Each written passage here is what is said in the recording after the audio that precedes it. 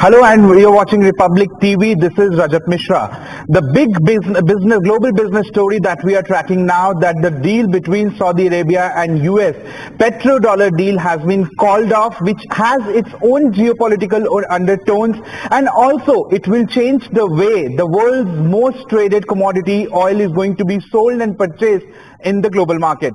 To understand the dynamics of it, let me cut across to a special guest joining on this broadcast, Mr. Prashant Vasisht, Vice President and Co-Head of ICRA. Mr. Vasisht, thank you for joining us. Yeah, thank you for having me, Rajat.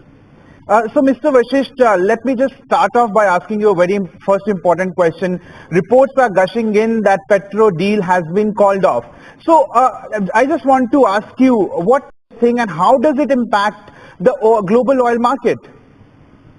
So, well, there was an understanding between the US and Saudi Arabia that that crude oil by Saudi Arabia would be sold, which is the largest producer of crude oil in the world, would be sold in US dollar.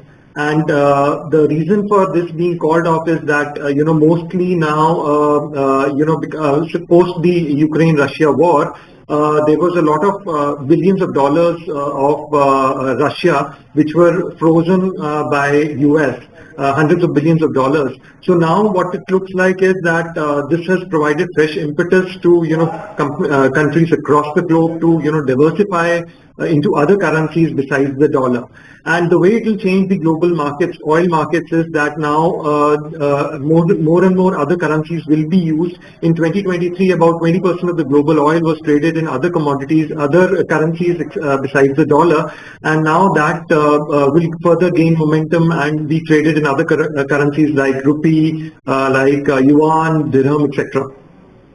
And Mr. Vasisht, also I just want to ask you, what are the big takeaways? And also some people and some experts have gone on to the extent of saying that this is the starting of de-dollarization. So what is your quick take on that?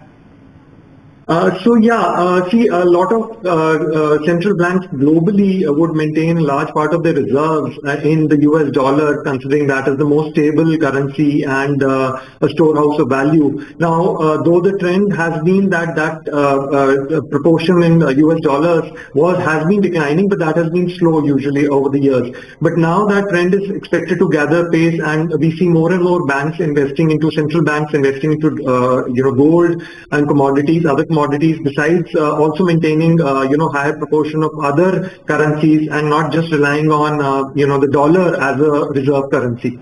Right.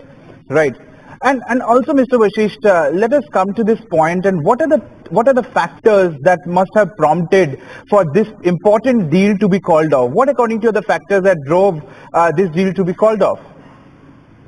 So see, the many countries, including China, Russia, were trying to de-dollarize, trying to internationalize their currency, and over the years. But I think the key factor that has impacted was the key development was when billions of dollars of Russian currency assets were frozen.